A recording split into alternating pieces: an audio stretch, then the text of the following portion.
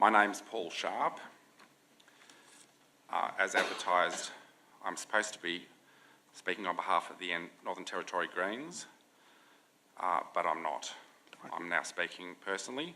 Sorry, we will correct that in due course. Thank you for the clarification. So the reason is that it's a very complex process. That's all right. Oh, no, that's fine. If you're here representing yourself, that's fine. The intention is that the NT Greens will put a written submission in within the month as per the deadline. But for now, it's going to be a little bit more my opinion. A lot of it will be Greens flavoured, I guess. Just on the Greens topic, just to remind the panel that the Greens took a policy of a ban on fracking to the last election. I think you mentioned in the report that the CLP had a policy pro-fracking, Labor policy was moratorium, and you mentioned one territory, but I don't think the Greens were mentioned as having a ban on fracking as their policy, so I hope you include that. And by the way, the Greens continue to have a ban on fracking as their policy. I'd like to have a crack at the climate change issue, as it's a bit of a challenge, and I don't think the report reflects what needs to be reflected in that area. You talk about the 2-degree target from the Paris Agreement. I think by now most commentators are saying that the 1.5, even though we've had 1 degree global warming already, because the carbon dioxide is already in the air and it's not coming down anytime soon, the climate will keep on warming, and so 1.5 is probably gone. If we don't take drastic action, and I can't see that on the near horizon, then 2 degrees is probably gone as well. The forecast obviously varies depending on which model you look at. The business as usual model is predicting about 4 degrees by 2100. And if you go onto the Bureau of Meteorology website and click on climate change, that'll take you to the Climate in Australia section, which is joint Bureau of Meteorology and CSIRO, so a lot of scientific credibility, and they've pretty much just targeted straight in on the business as usual scenario, and so we're pretty much being advised as a population that around 4 degrees by 2100 is what we're looking at. I would suggest that in the Northern Territory, we would really struggle with 4 degrees. Everyone would. These things are not mentioned in the interim report at this stage. It needs to, but because this is actually going to be an existential question for the Northern Territorians within our lifetimes, it has to be in there. It makes the issue of climate change that much more serious relative to what you've got at the moment. Between now at 1 degree global warming and 2100 at 4 degrees, somewhere in that zone, and I can't give you any scientific evidence as to where it is a tipping point for the Northern Territory. It's the time when too many people will leave, creating vacancies in the housing market, falling property prices, and perhaps the collapse of the territory economy, unless by some wondrous governance a better plan arrives. That's what we're threatened with, but as the climate scientists keep reminding us, we can make different decisions. We don't have to go down the business as usual path. Obviously, to do fracking in the Northern Territory would be part of the business as usual path. Business as usual refers to the continued use of fossil fuels as our primary energy source around the world, with only a very slow transition to non-carbon emitting sources. So far, that's the general direction the world has been going in, with exceptions, of course. There's some countries making wonderful progress with rapid transitions to renewables, shutting down coal-fired power stations and so on. The question Territorians should be asking themselves is, when is that tipping point going to occur for us? Maybe you could argue it started already, but I'd say the recent exodus of a small portion of the population has probably got more to do with the economics of the wind down of the INPEX project. But we do have a very seasonal tourism market, which is a reflection of temperature, I would suggest. Most of the Territorians will actually tell you the best time of year to come here is in the wet season, when the environment is flourishing. But they don't, and the perception is that it's too hot. So we've also heard recently in the newspaper that the tradesmen are having trouble keeping their apprentices. There's less than a 50% retention rate of apprentices going to complete their apprenticeships, and it was suggested that again for them temperature was a factor. Obviously most tradies are working outside. So there's some signs that there's some heat stress going on. Heat stress tends to be focused, of course, during the build-up at certain times of the year. Meanwhile, the other times of the year, we've got nothing to worry about. But as the temperature rises, the period of heat stress expands. And heat stress is as much an endurance challenge as anything. What tends to happen towards the end of the build-up is people go troppo, as they say. There's a lot more stress and they suffer a bit from that. So what we're looking at is an extended period of extreme heat stress with occasional episodes of extreme heat wave. At some stage, let's call it 2050. We're at, let's say 2020 now, 2050, 2100 is the 4 degree, somewhere around there, maybe before. But it's a critical issue for us happening in our lifetime. Usually the problem with discussing climate change is what's known as the great disconnect. People just don't want to know about it. Now, part of that is being recognised as denial, as part of the grieving process, which is normal, but we're all going to have to deal with it eventually because it's in our face. We'll all have to go through the various stages of the grieving process, and I think a lot of people have moved past denial now, not some of our political leaders, but there's also a factor of fossil fuel industry propaganda, and to the extent that they might be influencing the government propaganda against people accepting climate change as a very important issue. In fact, there's far too many politicians, the Greens aren't one of them, that are in some degree of denial or at least inaction. But the real reason for the great disconnect is that it's actually a problem of human psychology. Climate change, the nature of it, tends to be impersonal, long-term. As far as you can think ahead, it's a minor change. It's happening somewhere else, perhaps to the future generation rather than now. And it's not really our fault, somebody else did it. So there's a disconnect, and that's the psychology of it normally. But what we have here with this fracking inquiry and in the Territory is an opportunity to make it personal, existential, as in we don't want to have to leave the Territory because we like living here. It's personal because it is affecting us in the Territory. We're on the front line of climate change here.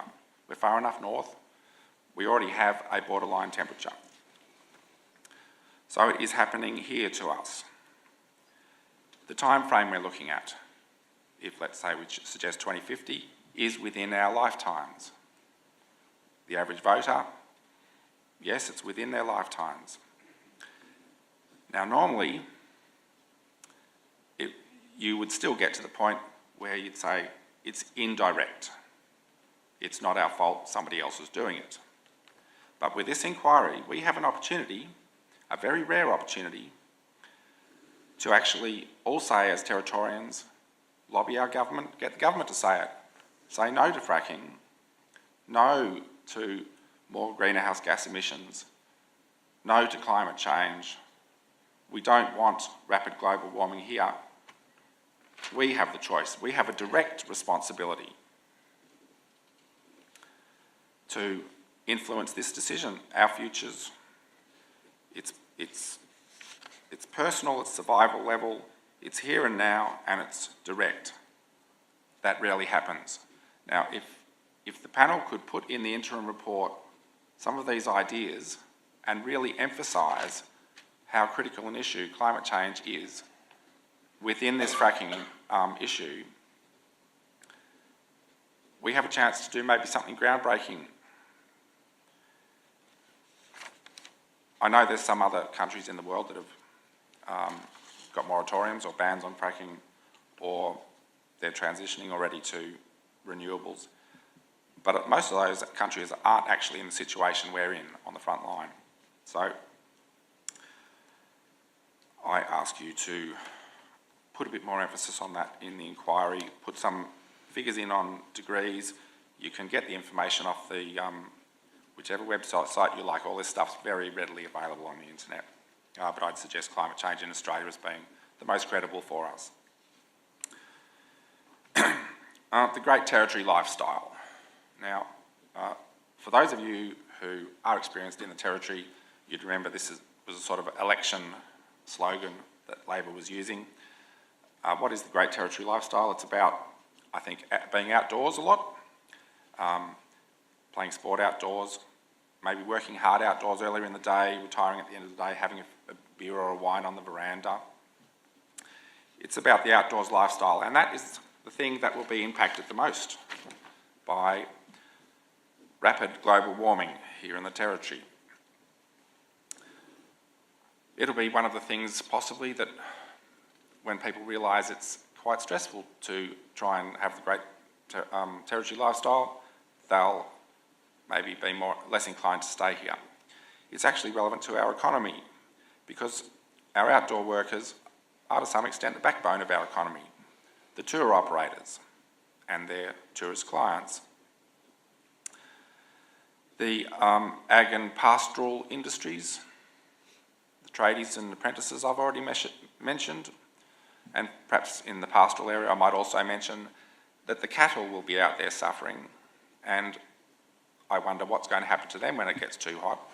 And it's been suggested in Israel they put sprinklers out there, and that gives them an extra decade or two perhaps to continue their pastoral industry. Obviously that's going to suck up a bit more of your precious underground water resources. We'll come to that later. Fishing is an outdoor activity. Okay, it's on the water, but with the sun reflecting off the water and not too much breeze, it gets pretty hot out there as well. Remote community workers and their clients, who often don't have much air conditioning. So these are the people who are the core of the Territory economy out there. Now, okay, there's a lot of people working in offices doing great things as well, but as a Territory lifestyle, these outdoor industries are critical.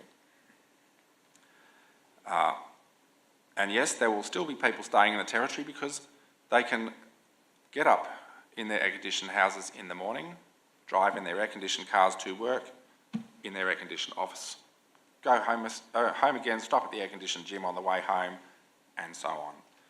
We won't lose all the population, but that's not the point. It's when we lose a few percent, 5%, 10%, that's when the economy starts crashing. And that won't take much. So there's definitely an economic potential cost there happening sooner rather than later, I'm saying. Okay, now coming to the methane issue, I'd like to congratulate the panel on its work in that area. It's a difficult area because it's fairly new. There's not that much research out there that actually deals with all of the aspects of methane emissions. We're pretty concerned about it because of the methane emissions actually being multiple times the carbon dioxide, and therefore a much higher global warming potential. You've quoted some figures in there, again, for 20 years or 100 years. Based on what I'm saying, I would suggest you add a 50-year figure, because that's what we need to relate to. And I know it's difficult at this stage because you haven't got an accurate measure of the scale of the industry, but if you picked a figure of, say, 5% of Australia's allowable greenhouse gas emissions under the Paris Agreement, when the territory's population is only 1%, that's actually saying that we're going to be contributing a lot more to greenhouse gas emissions per capita than we should be, which again adds to the import of this decision relative to climate change for us.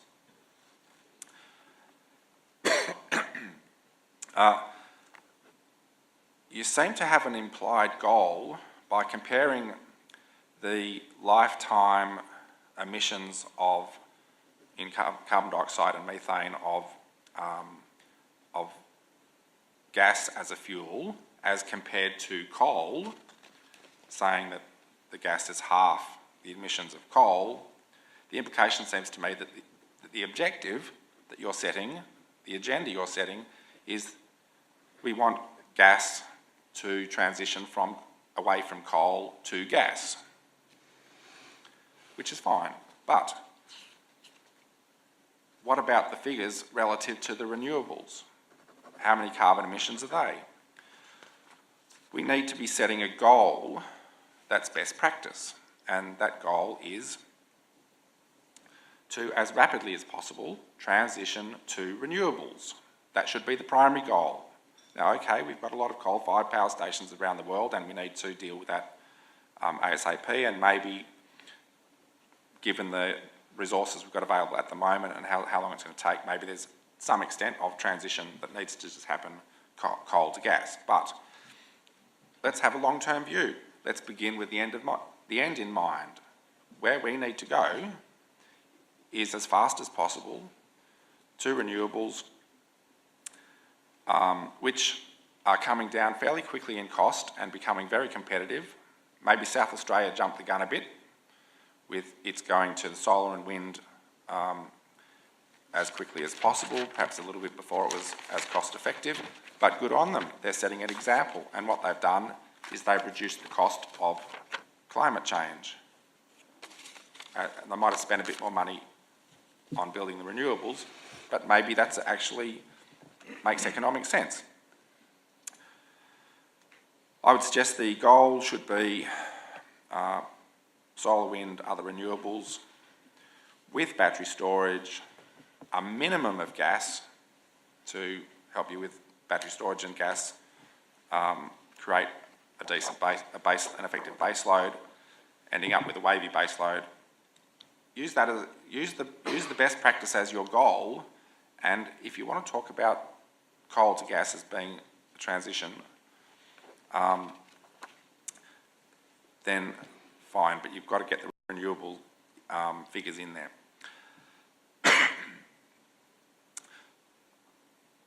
I think we've got, in summary, a rare opportunity with being in the Territory in this period of desperation relative to rapid global warming. We have a rare opportunity to say no to more fossil fuels, no to the rate of rapid global warming that we've got, and yes, to being Territorians for a bit longer than we might otherwise would. So please include some of these ideas in the agenda of your report.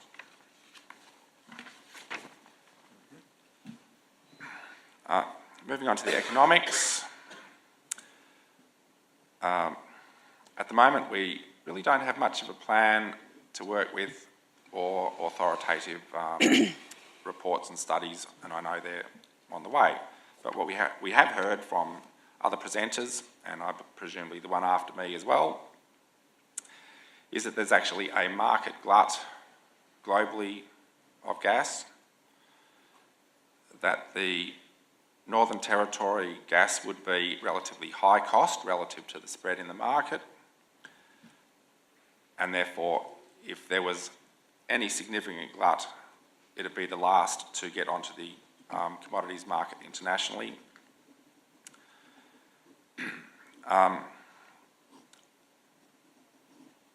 It hasn't been factored in of whether a carbon price is on the near horizon. Obviously that would increase costs and decrease competitiveness.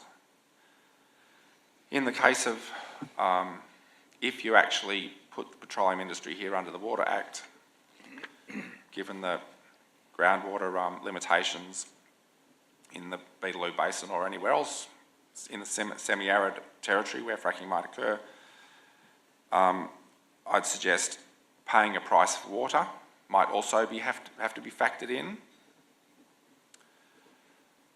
I would like to see some leading practice on recognising the extent, the breadth of environmental damage, and that be recognised in some serious offsets, which will also add to cost. Consider the long term and the potential for the need for rehabilitation of legacy wells.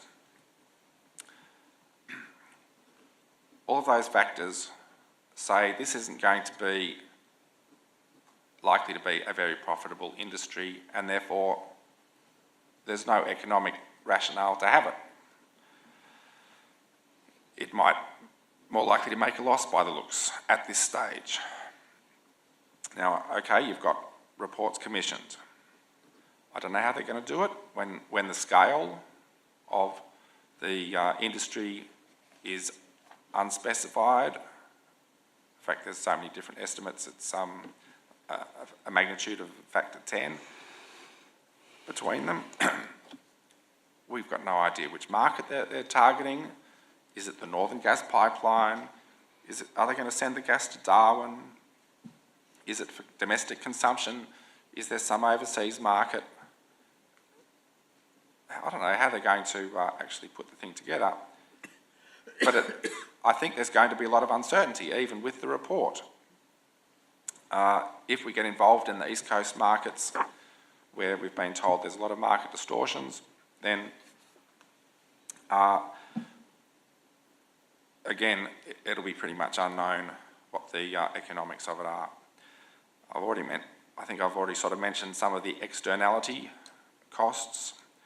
There's also infrastructure that might need to be paid for by the government, roads, road maintenance, and the cost to many Territorians of a volatile property market. How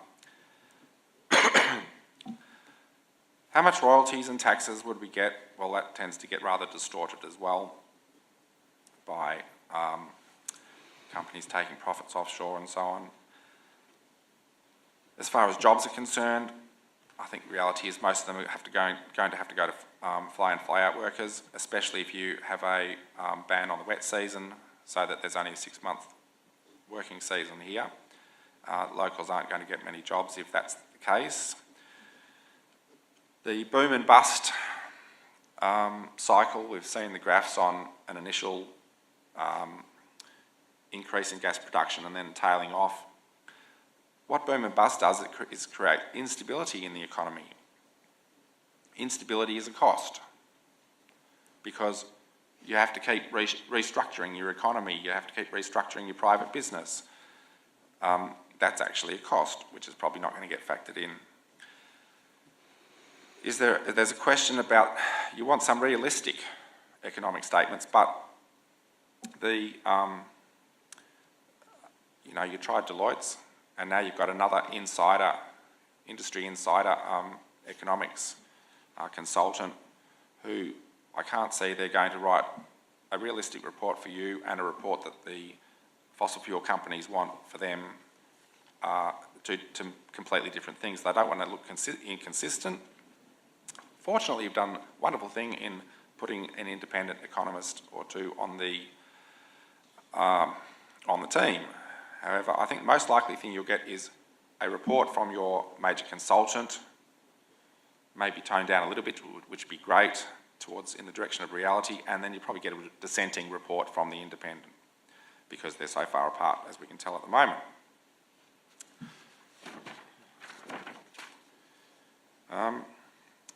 The robust regulatory regime. We've all heard that saying too many times. I can't see there being a social licence for a long time, because governments and mining companies have betrayed our trust over a long period of time. A lot of people have mentioned the McArthur River mine. I have personal experience with that. I got a clause in that would have protected the walls of the diversion channel if they had revegetated it like they were supposed to. But as soon as the thing was dug, they opened the channel, flushed a whole pile of sediment down, and the government, the ABC Four Corners documentary that didn't happen until several years after documented that quite well. We had a bit of propaganda from the last government telling us that fracking was going to be wonderful for the economy, when we now realise that probably didn't have much basis to it. Legacy mines here and there are still unaddressed. It seems that the government and regulators are not independent, but have been captured by the people they're supposed to be regulating. I would support generally the comments from the Environmental Defender's Office. Obviously he's got a lot more expertise in that field, and some of you people have put stuff in as well.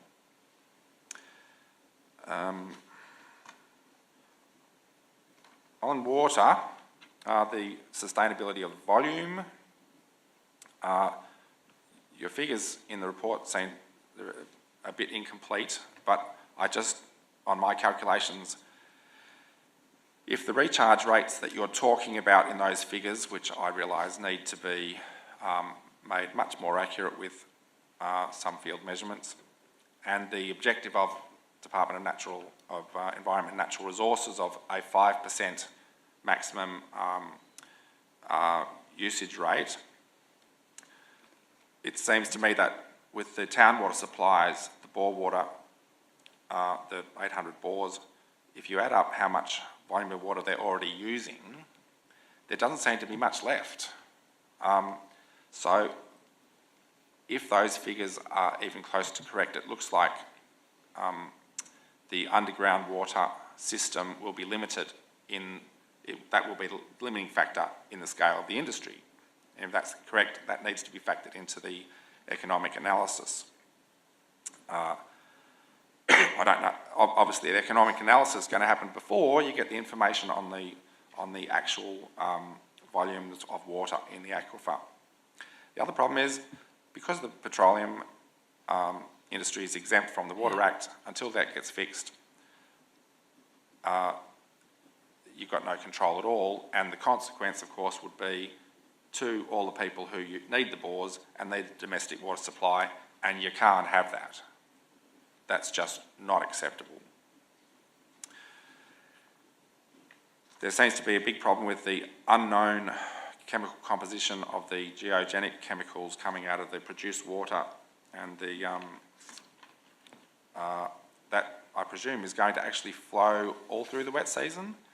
It has to go somewhere. If it goes into the ponds and then they overflow, plus that's a huge tonnage of waste rock coming out of the drill cores, and I don't know what you're going to do with that either, but presumably that will have problems with leachates. That will end up maybe in the groundwater. Sorry. I think that's telling you that your time is Okay. up, and it is. If you just want to finish up, please. Yeah. I just wanted to compliment you on the inclusion of the concept of solastalgia. It's really helpful. Yep, that'll do me, I guess. Oh yeah, the other thing is, look, there's a lot of bureaucratic processes here which are great, have to be done, but in the end, you can go through all of those bureaucratic processes, this inquiry, consultation, scientific modelling, risk assessment, precautionary principles, etc. In spite of that, the reality on the ground is still that this fracking industry would be an unmitigated environmental disaster at a landscape scale, and there's no amount of mitigation you can do to stop that. It's the same list of issues with partially a lack of information but without practical solutions. There's no social licence in the near term. Those three things are still a reality even after this, even after this inquiry. So thank you. Thank you. Mr. Sharp, just a couple of things. First of all, I'm going to presume that you have read the 2016 IPCC report. That seems to suggest, which is consistent with the latest information from CSIRO, that we have not yet reached 1% global warming, but we're just over 0.5. So it's not 1, it's 0.5. And as for your statement that the Northern Territory would struggle at 4 degrees, I think most of us and most of the flora and fauna would be dead at 4 degrees. I think that's an underestimation of the struggle that we would all face at 4 degrees. That's the first comment I wanted to make. The second comment was with respect to, there is no, in fact, independent economist on this panel. So that's a misconception of yours, which I do, which is why we have engaged Assel Allen. I'm certainly aware of the criticism from some quarters of Assel Allen, but we maintain and are indeed exerting fairly rigorous oversight of what they are doing and indeed signing off on their assumptions. And if anybody thinks that they are biased, they should read a news paper article that appeared in Monday. I think it might have been the Australian, I'm not sure, but we can furnish that with you to you if you wish. Basically, a recent report from Assel Allen saying that the Adani mine was unprofitable. So they can and do write balanced reports. There's one question I did have that was, and I must have misheard you. Certainly, I think everybody on this table would agree that the petroleum industry does have to be, that has to be regulated under the Water Act, and my understanding is that the government is looking into changing that act to capture those types of, that type of activity. But I think you mentioned something about stock and domestic water use that, did you say, well, sorry, I missed your submission on that. Yes, so there was, I think, 800 bores counted, and I think they were using about 600 megalitres per year. Yeah. 6,000, sorry, that's correct. And Catherine Water Supply, 8,000. And the other little towns weren't actually quantified. You add all that up, you're looking at 15 plus megalitres relative to if you take your 100,000 versus, or your 330,000 megalitres, let's say you go with the 330,000, the higher figure, that gives you a total opportunity of 16,500 if you go with the 5%, which is about what's being used at the moment. Now, I suspect that there might be some, the way you've talked about the figures, there may be the total Cambrian limestone aquifer, might be one figure, and then there might be the Tyndall and other sub-aquifers as other figures, but just you can't really tell from the way it's written at the moment. And presumably all that'll get cleaned up when you get more accurate information after CSIRO reports and so on, more information from Water Resources, or maybe Pangea will give you some of their bore data, whatever. I mean, I'm hoping that by the time you get to the final report, the report will give you an indication of how much leeway there is in that might be available for fracking companies to use. As you said, I think the keywords are available data. Well, yes, I realise there may be problems with that. I'm just saying the way it looks at the moment, on the slightly available data that you've got, it looks pretty dubious. All right. No? Yeah, so you were sorry, your point in relation to stock and domestic water consumption was that we need to calculate that in, or it's already been mentioned. Yeah, no, that's right. So I'm still a bit vague as to what solution you were trying to make in relation to that. There's a total recharge amount into the aquifer per year. Yeah. DNR suggests an upper limit of 5% that could be available for consumption, and I'm suggesting that if you say that the bores for stock and the domestic water supplies add up to I see what you're saying. 4.58%, whatever it is, it's pretty close. There's not much left. That's the way it looks. Yep. No, thank you. I understand what you're saying now. Thank you. If I could just respond to a couple of your other things. Absolutely. The 0.5 degrees that you're talking about and the 1 degree of global warming I'm talking about, it all depends what baseline you use. So if you... I'm just going off the CSIRO data. Yeah, so there's different baselines coming out of different sources, and it just depends which one you use. So I agree that's an issue. Yes, I acknowledge that once you get past about 2 degrees of global warming, anything up to 4, 5, 6, depending on the taxa, you can have, some taxas will get stressed early and species will be lost, others will go a bit longer, but I absolutely agree with you. The environmental damage from global warming is going to be awesome as well.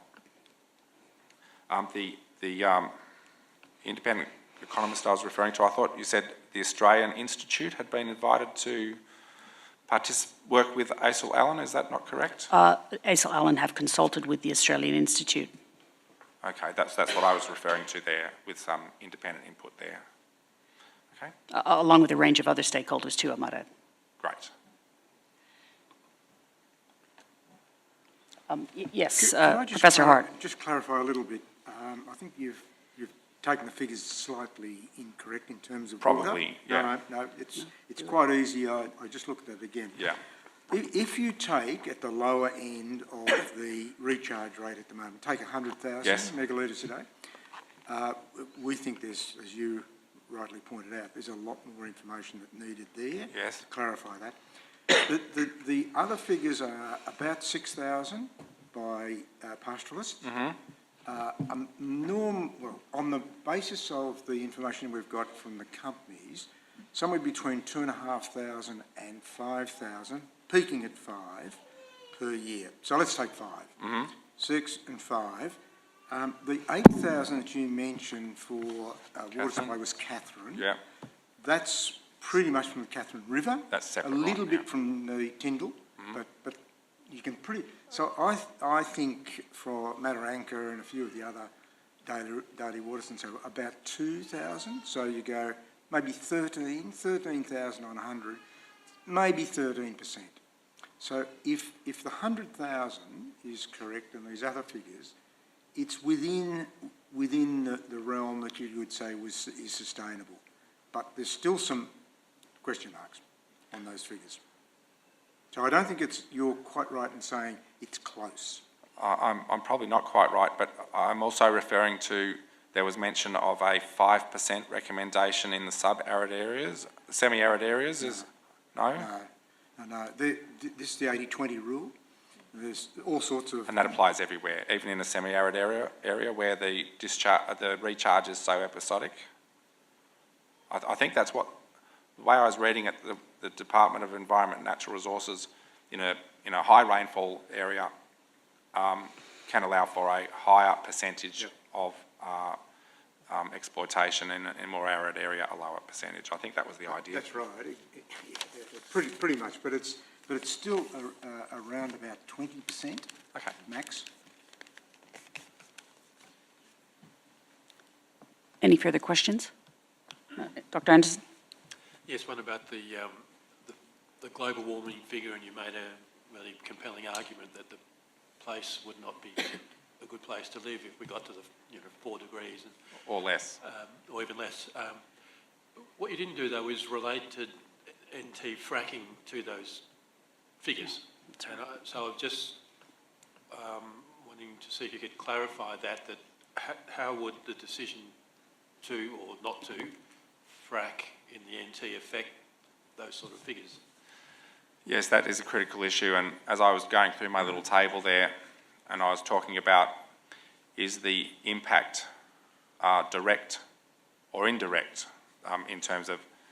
So in this case, with fracking, you would normally think that it's indirect. Like most fossil fuel industries, it's not my fault.